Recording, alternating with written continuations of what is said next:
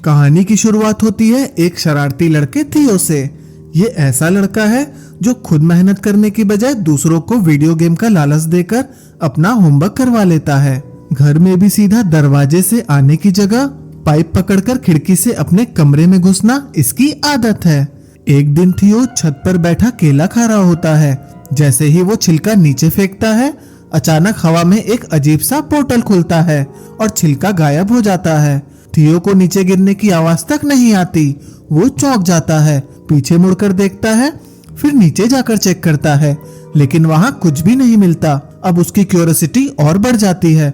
वो अपना roller skate नीचे फेंकता है और वो भी उसी तरह गायब हो जाता है। फिर एक पत्थर फेंकता है, वो भी गायब हो जाता है। अब उसे समझ आ जाता है कि ये कोई नॉर्मल चीज नहीं है। वो तुरंत अपने बड़े भाई ऑस्कर के पास भागता है ताकि उसे ये सब बता सके। दोनों भाई अपने पेरेंट्स के बिना सिर्फ अपनी दादी के साथ रहते हैं, लेकिन उस वक्त ऑस्कर पहले से ही थियो से बहुत नाराज था और इसकी वजह ये थी कि थियो ने उनकी माँ की लिखी हुई किताबों के पन्ने फाड़कर उनसे पेपर रॉकेट बना दिए थे। थियो उसे समझाने की कोशिश करता है कि उसे एक टाइम पोर्टल मिला है, लेकिन ऑस्कर को लगता है कि वो बस मजाक कर रहा है।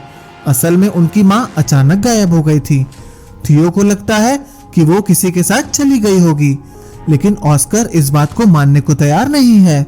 उसका मानना है कि उनकी माँ एक ब्रिलियंट साइंटिस्ट थी जो टाइम पोर्टल्स पर काम कर रही थी और शायद उसी में कहीं फंस गई है। इसलिए ऑस्कर उनकी रिसर्च को समझकर उन्हें वापस लाना चाहता है। इसी बात को लेकर दोनों भाइयों के बीच अक्सर झगड़ा होता रहता है। तभी दादी उन्हें खाने के लिए बुलाती है। उनके सामने दोनों शांत हो जाते हैं, लेकिन जैसे ही दादी जाती हैं, बहस फिर से शुरू हो जाती है। गुस्से में आकर ऑस्कर थियो को डांट देता है और इसी गुस्से में थियो एक बड़ी गलती कर देता है। वो ऑस्कर के प्यारे टर्टल को उठाकर पोर्टल में फेंक देता है। ऑस्कर टूट जाता है। वो हर जगह अपने टर्टल को ढूंढता है, मिसिंग पोस्टर्स तक लगा देता है। वो उस टर्टल के बहुत करीब था और उसके बिना वो बस रोता ही रहता है। अब थियो को अपनी गलती का एहसास होता है। वो सब कुछ ठीक करने के लिए खुद पोर्टल में कूदने का फैसला करता है। जैसे ही वो पोर्टल के अंदर जाता है, वो एक ऐसी जगह पहुंचता है जहां वो सारी चीजें पड़ी होती हैं और वहीं उसका टर्टल भी मिल जाता है। थियो तुरंत टर्टल को लेकर वापस घर आता है और उसे वहीं रख देता है जैसे कुछ हुआ ही ना हो। फिर चुपचाप जाकर सो जाता है। लेकिन असली ट्विस्ट अगली सुबह आता है। थियो अभी सो ही रहा होता है, लेकिन ऑस्कर काम के लिए तैयार हो चुका होता है और अब वो पहले जैसा नहीं दिखता। उसकी उम्र काफी बढ़ चुकी होती है। दरअसल थियो उस पोर्टल की वजह से साल 1990 से सीधे 2022 में पहुंच चुका था। अब ऑस्कर एक फिजिक्स प्रोफेसर बन चुका है। कुछ देर बाद ऑस्कर डेविड नाम के एक आदमी की दुकान पर जाता है। वहीं थोड़ी देर में डेविड की बेटी एलिना भी वहां आ जाती है। ऑस्कर और एलिना पुराने दोस्त हैं। ऑस्कर बचपन से एलिना को पसंद करता था, लेकिन कभी कह नहीं पाया। एलिना का डाइवोर्स हो चुका है और वो अब 2 बच्चों की माँ है। फिर भी ऑस्कर के दिल में उसके लिए फीलिंग्स अब भी बाकी है। एलिना उसी यूनिवर्सिटी में इंग्लिश प्रोफेसर है जहां ऑस्कर पढ़ाता है। उधर घर पर थियो उठता है और ऑस्कर को ढूंढने लगता है। वो टर्टल को उठाकर दादी के पास जाता है, लेकिन अब दादी बहुत बूढ़ी हो चुकी होती है और वो थियो को पहचान भी नहीं पाती। जब आखिरकार ऑस्कर की नजर थियो पर पड़ती है तो वो इतना शॉक्ड हो जाता है कि वहीं बेहोश होकर गिर पड़ता है। जब ऑस्कर को होश आता है तो वो सबसे पहले हैरानी से पूछता है, क्या तुम सच में थियो हो? और थियो भी उतना ही कंफ्यूज है। वो तुरंत पूछता है, तुम कौन हो और मेरा नाम कैसे जानते हो? तब ऑस्कर धीरे से कहता है, मैं तेरा बड़ा भाई हूँ। ये सुनते ही थियो एकदम चौंक जाता है। वो उसे ऊपर से नीचे तक देखता है और कहता है, एक दिन में इतना बड़ा कैसे हो गया तू? थोड़ी देर की बातचीत के बाद दोनों समझ जाते हैं कि कुछ बहुत बड़ी गड़बड़ हुई है। थियो किसी तरह साल 2022 में पहुंच चुका है। फिर बात उसी पुराने झगड़े पर आती है जब ऑस्कर थियो से नाराज था क्योंकि उसने माँ के रिसर्च नोट्स फाड़ दिए थे। तभी थियो उसे माँ की एक फोटो दिखाता है जिसमें वो रेड ड्रेस पहने हुई है। अब थियो घबरा जाता है उसे जल्दी से 1990 में वापस जाना है, क्योंकि उसे डर है कि अगर वो देर से पहुंचा तो दादी उसे खूब डांटेंगी। वो तुरंत छत पर जाता है, ये सोचकर कि उसी पोर्टल से वापस कूद जाएगा। लेकिन जैसे ही वो एक पत्थर फेंकता है, इस बार कुछ भी नहीं होता।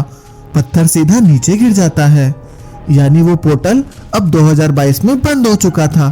थियो परेशान हो जाता है, ये कैसे हो सकता है।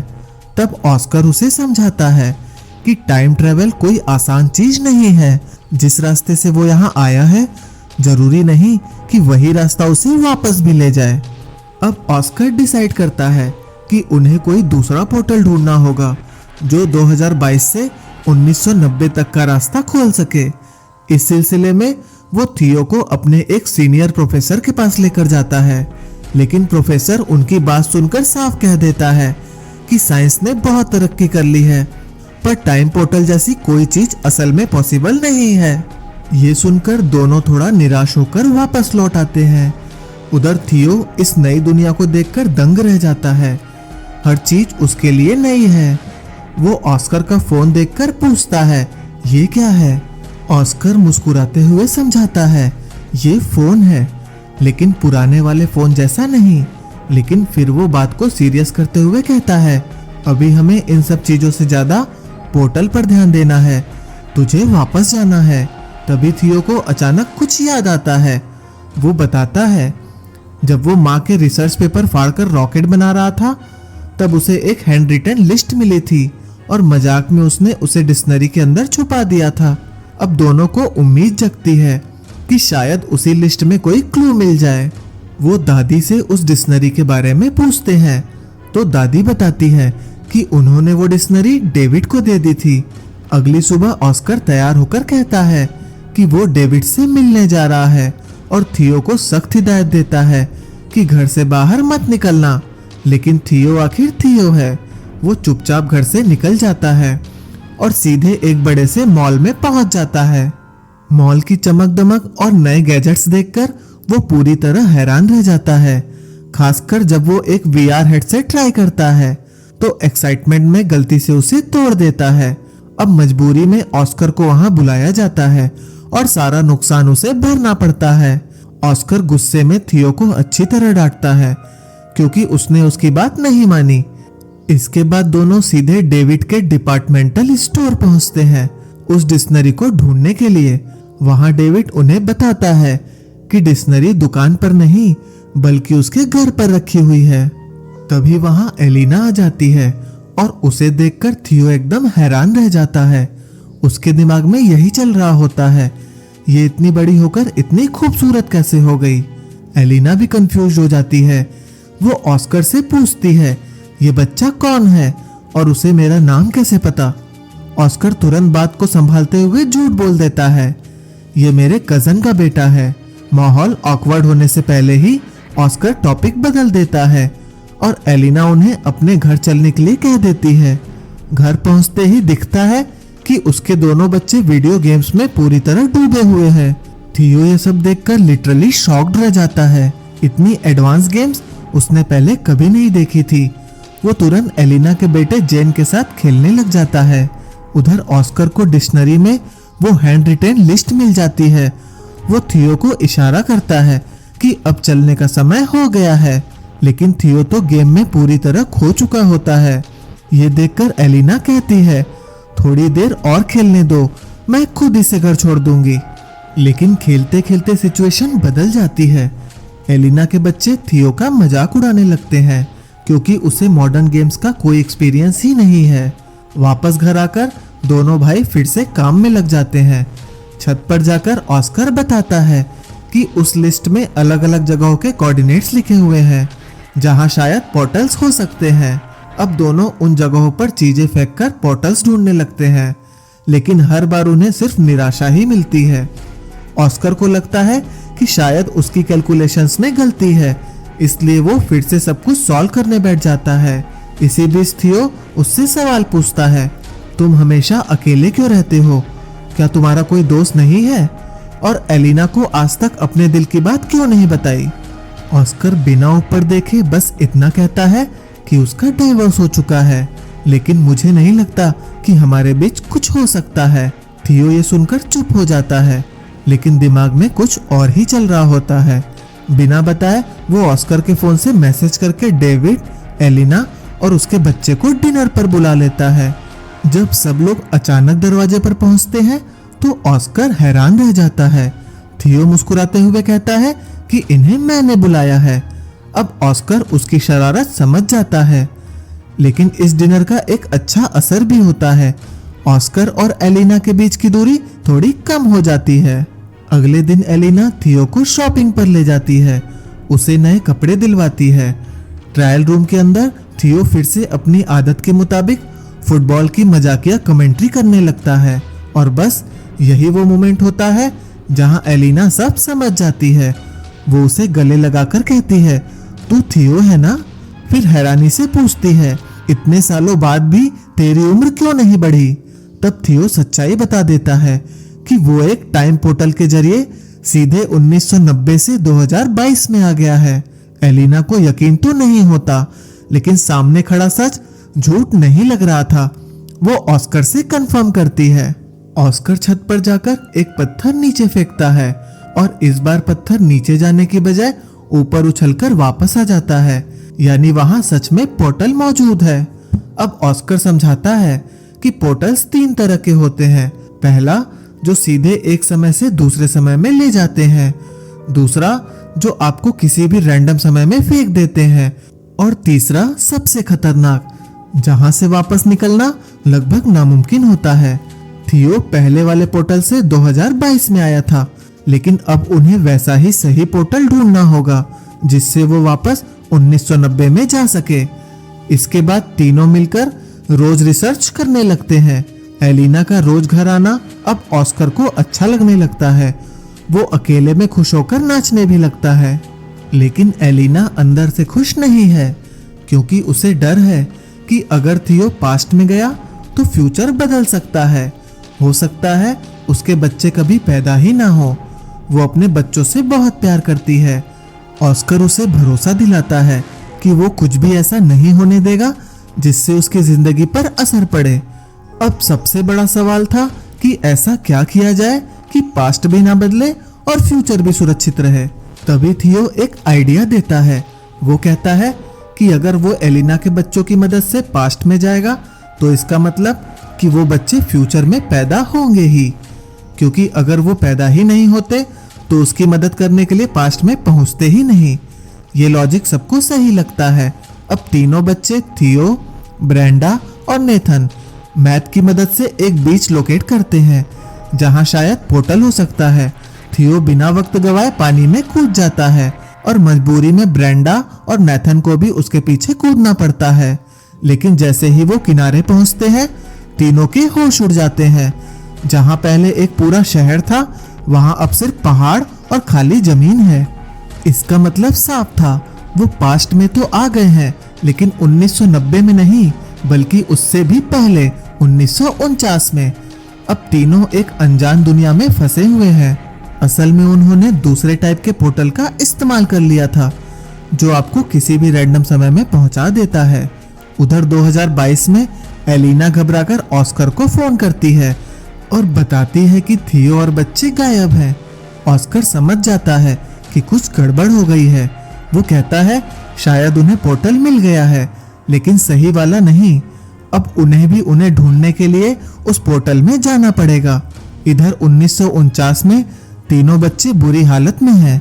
ना पैसे हैं और ना ही उनका फोन काम कर रहा है, और ऊपर से भूख।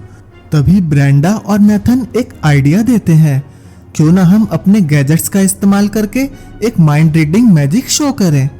अब प्लान के मुताबिक नेथन थोड़ी दूरी पर बैठ जाता है और ब्रेंडा अपनी आंखें बंद करके खड़ी हो जाती है। थियो सामने एक बोर्ड लेकर खड़ा होता है जिस पर वो लोगों के नाम लिखता है। असल खेल यहाँ शुरू होता है। नेथन चुपके से वायरलेस ईयरफोन्स के जरिए नाम पढ़कर ब्रेंडा को बता देता है, और ब्रेंडा बिना देखे वही नाम बोल देती है। लोगों को ये सब किसी जादू से कम नहीं लगता। सब हैरान हो जाते हैं, ये लड़की बिना देखे नाम कैसे बता रही है। लोगों को लगता है कि इसके पास कोई स्पेशल पावर है, कुछ ही देर में वहां जोरदार तालियां बजने लगती हैं और तीनों के पास अच्छे खासे पैसे भी आ जाते हैं। लेकिन ये खुशी ज्यादा देर तक नहीं टिकती। जल्द ही पुलिस की नजर उन पर पड़ जाती है। बिना परमिशन पब्लिक में ऐसा शो करना मना था। जैसे ही थियो पुलिस को आते देखता है, वो तुरंत भागने का इशारा करता है और तीनों वहां से दौड़कर भाग जाते हैं। लेकिन भागते भागते अचानक एक अनजान आदमी उन्हें पकड़ लेता है और जबरदस्ती उठाकर कहीं ले जाता है। अब सिचुएशन और खतरनाक हो चुकी थी। तीनों बच्चे एक अननोन जगह पर कैद थे, जहां उनकी जान सच में खतरे में थी। उधर 2022 में ऑस्कर और एलिना को आखिरकार 1990 वाले पोर्टल का एंट्री पॉइंट मिल जाता है। दोनों एक दूसरे का हाथ पकड़ते हैं और बिना सोचे पोर्टल में कूद जाते हैं। जब वो 1990 में पहुंचते हैं तो हर जगह थियो के मिसिंग पोस्टर्स लगे हुए दिखते हैं, जिससे साफ पता चलता है कि उसके गायब होने का असर कितना बड़ा था। वहीं दूसरी तरफ 1949 में जिस आदमी ने बच्चों को किडनैप किया था, वो उन्हें एक ऐसी गैंग के पास ले जाता है जो सरकार के खिलाफ काम करती है। गैंग का लीडर गुस्से में पूछता है, इन बच्चों को यहाँ क्यों लाया गया है? तो वो आदमी जवाब देता है, ये बच्चे हमारे सीक्रेट कोड को जानते हैं। थियो हैरान होकर पूछता है, कौन सा कोड? तब वो आदमी बताता है कि जो सीटी की आवाज थियो ने पुलिस से भागते वक्त निकाली थी, वही इस गैंग का सीक्रेट सिग्नल है। ये सुनकर थियो खुद भी चौंक जाता है, क्योंकि ये सीटी उसे उसकी दादी ने सिखाई थी। तभी वहां एक जवान लड़की आती है और यही सबसे बड़ा ट्विस्ट सामने आता है। वो लड़की और कोई नहीं बल्कि थियो की दादी होती है, जब वो जवान थी। अब थियो को समझ आता है कि उसकी दादी कभी इस गैंग का हिस्सा थी और उसी दौरान उन्होंने ये सीटी बजाना सीखा था, जो आगे चलकर उन्होंने थियो को सिखाया। लेकिन थियो ये बात किसी को नहीं बताता, क्योंकि अगर वो कहेगा कि ये उसकी दादी है तो कोई उस पर यकीन नहीं करेगा, सब उसे पागल समझेंगे। लेकिन अगले ही पल थियो खुद को रोक नहीं पाता और वो उस जवान औरत के गले लग जाता है। उसे अंदर से महसूस हो जाता है कि ये वही है, उसकी दादी। अब धीरे धीरे साफ होता है कि ये गैंग भले ही सरकार के खिलाफ है, लेकिन उनका मकसद गलत नहीं है। वो लोगों की मदद करते हैं, किसी को नुकसान पहुंचाना उनका इरादा नहीं है। यानी फिलहाल के लिए तीनों बच्चे यहाँ सेफ हैं। उधर 1990 में ऑस्कर और एलिना थियो को ढूंढते हुए उसके घर पहुंचते हैं, लेकिन घर पूरी तरह खाली होता है। तभी अचानक उन्हें किसी की आवाज सुनाई देती है। दोनों तुरंत कपबोर्ड में छुप जाते हैं और जो वो देखते हैं वो दिल तोड़ने वाला होता है। वहां छोटा ऑस्कर बैठा होता है और थियो के गायब होने के दुख में रो रहा होता है। फ्यूचर से आए ऑस्कर के लिए अपने ही छोटे वर्जन को टूटते हुए देखना बेहद पेनफुल होता है। वहीं 1949 में तीनों बच्चे अब उस गैंग के साथ धीरे धीरे एडजस्ट करने लगते हैं। उन्हें लगने लगता है कि शायद वो अब कभी वापस नहीं जा पाएंगे। लेकिन थियो के लिए ये थोड़ा आसान है, क्योंकि उसकी जवान दादी उसके साथ है। एक दिन मौका देखकर थियो अपनी दादी से कहता है, चलो एक फोटो लेते हैं, और साथ ही कहता है, इसे हमेशा संभाल कर रखना, जब आप बूढ़ी हो जाओ तब भी इसे फ्रेम करके रखना। यही छोटा सा कदम फ्यूचर को बदल देता है। अब 1990 में दादी के घर में जो फोटो फ्रेम था वो अचानक बदल जाता है। उसमें अब सिर्फ दादी नहीं बल्कि थियो, ब्रेंडा और नेथन भी नजर आते हैं। और सबसे इम्पोर्टेंट, थियो उस फोटो के पीछे सीक्रेटली टाइम पोर्टल के कोऑर्डिनेट्स लिख देता है। यही कोऑर्डिनेट्स आगे चलकर ऑस्कर और एलिना के काम आने वाले थे। अब ऑस्कर और एलिना समझ जाते हैं कि उन्हें पहले 2022 में वापस जाना होगा, फिर वहां से सही पोर्टल ढूंढकर 1949 में पहुंचना होगा, ताकि तीनों बच्चों को बचाया जा सके। और फिर थियो के दिए हुए कोऑर्डिनेट्स की मदद से आखिरकार 1949 में पहुंच जाते हैं। उधर थियो पहले ही अपनी दादी की गैंग को बता चुका होता है कि उसका भाई उसे लेने आने वाला है, इसलिए दो लोग पहले से वहां इंतजार कर रहे होते हैं। जैसे ही वो लोग सीटी बजाते हैं, ऑस्कर भी वैसे ही सीटी बजाकर उन्हें जवाब देता है। बस यहीं से कंफर्मेशन हो जाता है और दोनों को गैंग के पास ले आया जाता है। एलिना अपने बच्चों को सही सलामत देखकर राहत की सांस लेती है, लेकिन तभी एक नया ट्विस्ट आता है। थियो अब घर वापस जाना ही नहीं चाहता। उसे 1949 की जिंदगी पसंद आने लगी है। अपनी जवान दादी के साथ रहना ये सब उसके लिए खास बन चुका है। ये सुनकर ऑस्कर अंदर से टूट जाता है। वो थियो से कहता है, हम लड़ते हैं लेकिन इसका मतलब ये नहीं कि हम एक दूसरे से प्यार नहीं करते। फिर भावुक होकर वो बोलता है, तेरे जाने के बाद मैंने कितना रोया है, तू सोच भी नहीं सकता। तभी वहां उनकी जवान दादी आ जाती है। ऑस्कर उन्हें देखकर हैरान तो होता है लेकिन कुछ कह नहीं पाता। अब अगला काम है 2022 में वापस जाने का पोर्टल ढूंढना। गैंग का एक आदमी उन्हें वहां छोड़ने के लिए गाड़ी लेकर आता है और यहाँ एक और बड़ा खुलासा होता है। वो आदमी असल में ऑस्कर और थियो के दादाजी होते हैं। कुछ देर के बाद उन्हें आखिरकार 2022 में जाने का पोर्टल मिल जाता है और ऑस्कर ने पहले ही वो पोर्टल ढूंढ लिया था। अब सब लोग उस कंस्ट्रक्शन साइट पर पहुंचते हैं जहां से थियो को वापस 1990 में भेजा जाना था। लेकिन इस बार थियो तैयार नहीं है। वो रुककर ऑस्कर से कहता है, मैं वापस नहीं जाना चाहता। वहां मेरा कोई नहीं है, ना मॉम ना डैड। मैं हमेशा अकेला महसूस करता था। फिर वो कहता है, मैं तुम्हारे साथ रहना चाहता हूँ। तुम मुझे थोड़ी थोड़ी पापा की याद दिलाते हो। ये सुनकर ऑस्कर का दिल भर आता है। वो थियो को गले लगाता है और बहुत प्यार से समझाता है। वो कहता है, 1990 वाला ऑस्कर भी उतना ही अकेला है, उसे भी तेरी जरूरत है। वो वादा करता है, अगर तू वापस जाएगा तो मेरा छोटा वर्जन तेरा पूरा ध्यान रखेगा। थियो के पास अब कोई और ऑप्शन नहीं बचता। दिल भारी करके वो पोर्टल में कूद जाता है। जैसे ही वो 1990 में पहुंचता है, ऑस्कर उसे देखकर खुशी से पागल हो जाता है। जब उससे पूछा जाता है कि वो कहाँ था, तो थियो सच्चाई छुपाकर एक झूठी कहानी सुना देता है कि उसे एक गैंग ने किडनैप कर लिया था। लेकिन ऑस्कर पर थियो के गायब होने का असर बहुत गहरा पड़ा था।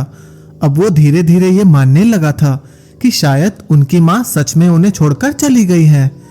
गुस्से और फ्रस्ट्रेशन में वो उनकी माँ की किताबें तक फेंकने लगता है। तभी थियो उसे रोकता है और इस बार वो सब कुछ सच बता देता है। पूरा टाइम ट्रेवल, पोर्टल्स और फ्यूचर, सब कुछ। वो उसे 2022 का फोन भी दिखाता है। ऑस्कर को पूरी तरह यकीन तो नहीं होता, लेकिन उस फोन को देखकर वो उसकी बात को झूठ भी नहीं कह पाता। आखिरकार दोनों भाई एक फैसला लेते हैं, अब कभी भी टाइम पोर्टल्स का इस्तेमाल नहीं करेंगे और उनके पास जो समय है उसी में वो खुश रहेंगे। अब सीन शिफ्ट होता है 2022 में। अब दोनों भाई साथ हैं और सब कुछ ठीक लग रहा है। तभी घर की घंटी बजती है। थियो मुस्कुराते हुए ऑस्कर को छेड़ता है, लगता है तुम्हारी गर्लफ्रेंड एलिना आई है। फिर वो उसे हल्के से धक्का देकर कहता है, अब तो बोल दे अपने दिल की बात, उसका डाइवोर्स भी हो चुका है। थियो ये सब पहले भी कह सकता था, लेकिन उसने जानबूझकर इंतजार किया, क्योंकि अगर वो पहले कुछ बदल देता तो शायद एलिना के बच्चे कभी पैदा ही ना होते। और उसने वादा किया था वो फ्यूचर को नहीं बदलेगा। अब सब कुछ सही टाइम पर है, बच्चे भी हैं, हालात भी सही है और मौका भी है। ऑस्कर धीरे से दरवाजा खोलता है और सामने एलिना खड़ी होती है। दोनों एक दूसरे को देखते हैं और यहीं से उनकी जिंदगी एक नया मोड़ लेने वाली है। और ये कहानी यहीं पर खत्म होती है।